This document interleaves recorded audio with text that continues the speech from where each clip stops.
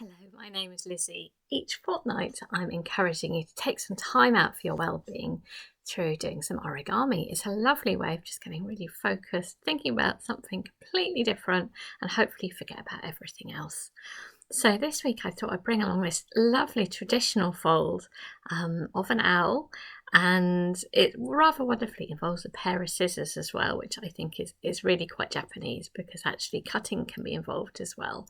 And you can see it's sort of based on a crane. I love how you can see how things are linked as well.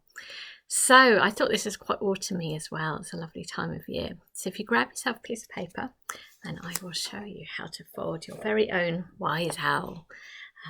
I'm going to use white paper. Maybe this could be a snowy owl. And I'm going to simply, first of all, fold my piece of paper in half. I'm going to make a smaller square from it. So again, just carefully lining up the corners, going nice and slowly, carefully and gently, and good strong folds. If you do a good strong fold, everything will just work really well. And next you can do a little tiny nick. You keep your hand nice and close to the edge. You can tear off. You might see I've got a bit of a plaster on my finger. I wasn't careful enough in the kitchen, and a little bit of a cut, so I'm just going a bit carefully too. I've never had paper cuts, I have to say, with origami. I am lining up, making a nice little pointy triangle. There we go. So it's nice and sharp, like so. Next, I'm going to remove this rectangle. So taking it, turning it over, bringing this back, lining it up like so.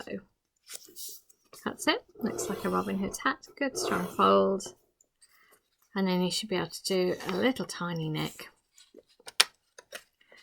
and tear off like so. That's it. Great. So I've done one diagonal. Next you need to do the other diagonal line too. That's it. So this would actually be the coloured side, I think, on the inside at the moment. I'm afraid you'll have to experiment, but it will soon become apparent if you had a coloured side, which would be correct. So I've done both diagonals, turning it over, and we'll do a horizontal and then a vertical. It's very much like making a crane to start with. So folding it over, good strong fold, that's it, opening it up, and then again doing the other horizontal line. There we go. So you should have a piece of paper like this, which almost sort of curves upwards. And if you had coloured paper, you'd need the brown or whatever colour it is on the outside. So brushing it up, it comes together almost like a little flower, and squashing it down like so. There we go. So we've got the open edge up here, and I'm going to take one side and I'm going to fold it along that vertical line. Again, take your time and be really nice and exact, really nice through the little points there, like so. There we go. I can see it's slightly curving the paper, so I'm going to do it more carefully on the surface. I guess I sort of use my finger to sort of encourage the paper to go exactly the right angle, and it's just, I think it's that precision which is actually quite relaxing. And the outside, bringing it along, they match up nice and perfectly. I think it's that little bit of order, particularly when the world doesn't feel that orderly at the moment, does it? So the more order we can make here, a little bit of calm we create. And when we look after ourselves, we're more able to be resilient and positive and help encourage people to do the right thing and ourselves. So the more we can look after ourselves, it's important. I think everyone's mental health has been suffering over the past few years. And I do find this such a good tool to lift the mood and yeah, to remember a little bit of delight, which is what life should be about. Bottom triangle, just push that up, make that nice strong little crease. The beauty with the YouTube videos, you can pause, you can go back to it, change the speed. I'm bringing it down and then I'm opening up the flaps. If you've ever done a crane, this is how it starts off. So I'm going to take the top layer, bring it down, and I'm rolling in the top might feel fingers and thumbs at this point. I'm also encouraging, you're not adding any extra lines, but you're having to change the direction of lines. So sometimes you can have to encourage the paper to go in the right position. So I'm rolling in the top, and here you can see I'm having to encourage a little bit more to flatten down, squash down like so. That's it. And it should feel comfortable. Right, we're going to do the same for the back.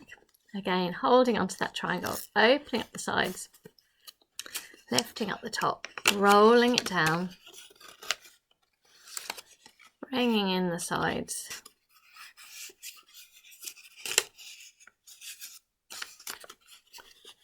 Rolling it in. That's it. Till it squashes down like so. There we go. So you've just got a leggy end and a wing end. If we turn it up so that the wings are at the top, and I just want you to bring the wings down, actually. Bring the wings front and back down. That's it. So it should be looking like this as a shape. Our next step is to take this top diagonal line and fold it to the middle line. Like so. There we go. And again, the top edge, bringing it along that vertical.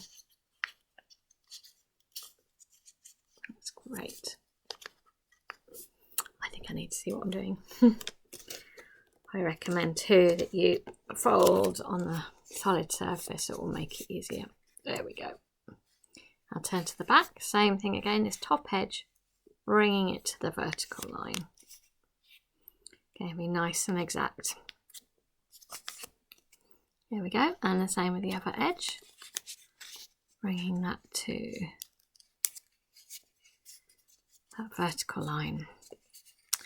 Lovely, so we're getting there.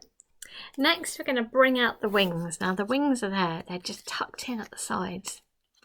So at the side here you've got a wing and you can bring it out, and you want to slightly twist it almost. So what we're going to do is we're going to, oh, you know what, I need to see it when I do this. I don't know why I can't do this one into the camera. So I'm lifting it up and I am sort of flattening it so you can see the whole surface of the wing, but it's also leaving a little bit of a triangle there. So I recommend you just play around. So it was like this, and I brought it up and I sort of brought the wing forward so that you can see it.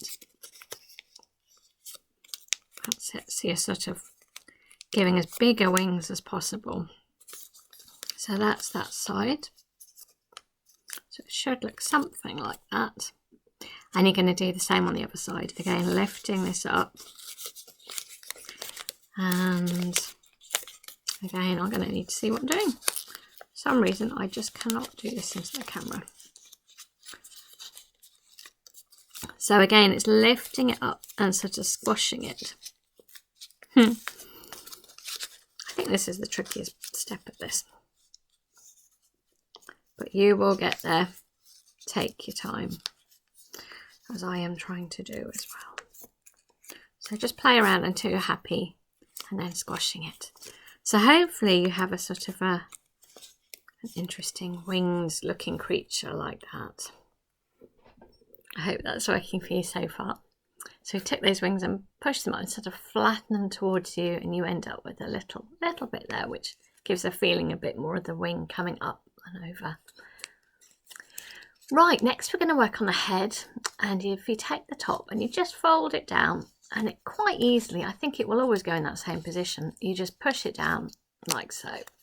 Right, at the moment this would just be a massive beak, that wouldn't work, so we need to work on making a separate little beak. So if you bring it up, and I just want you to take the top bit down, that's it, and then she says maybe about there, I suppose about so where it's touching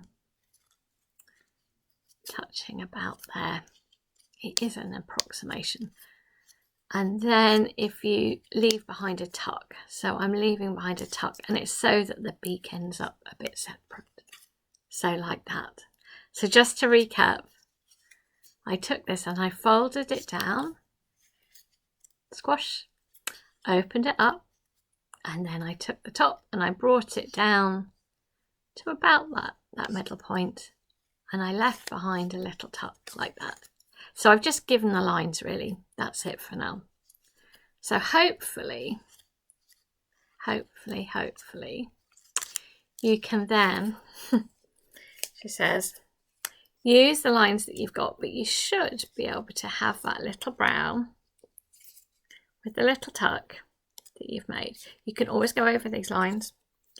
Wow, it's amazing how much more intricate it is with the animal heads.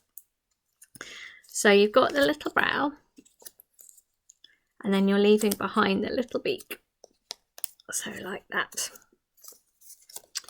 But I would recommend you look at what you're doing. And that's what I'm struggling to do. There we go. So this is what you're aiming for. So with leaving that little tuck, and you saw where the lines were, but you have to just reposition it until you're happy with it at the time. There we go. That looks a bit better actually, doesn't it? So play around, and you want your little beak there, the right length. Play around until you get it right. There's not a strict way of doing this. It's just getting that feel of it's bringing it down, leaving behind a little tuck, which will be for the bill, the beak, and hopefully get something like that. But they'll all be a bit different, and that's kind of its beauty. So next we're going to work on giving a nice little plumage behind the head. So this involves scissors. I love it. Turn to the back, and we're going to do a little cut here. And it'll be a bit long, so we'll do a bit more trimming beyond that as well. But for now, if you just cut there up to the top. There we go. There we go, like that. You might make sure it's both layers.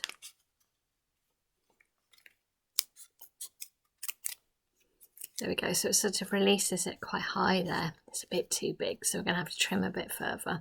But again, we're going to cut there. So I need to see what I'm doing. Go, cutting there. And again, it's a little bit too high. So you can also trim it as well. So maybe, if I go to the back again. So maybe if you sort of cut it there, like so. So I'm not doing quite as high as it was. And I'm just cutting off that bit. So I leave behind just a smaller bit, but it's up to you what sort of size. Maybe something like that. That's bits of paper. Don't normally get that with origami, do you? And from the front, this is how it's looking. So it's just made it quite majestic. I hope that's worked for you. You could sort of tuck it in a little bit if you wanted those extra layers. It's up to you. There we go. Right, we are almost there. Your persistence has paid off. I hope you've got this far. So the beauty is you can make both feet, and at the back you can still see the tail as well. So we're going to do just a little cut there.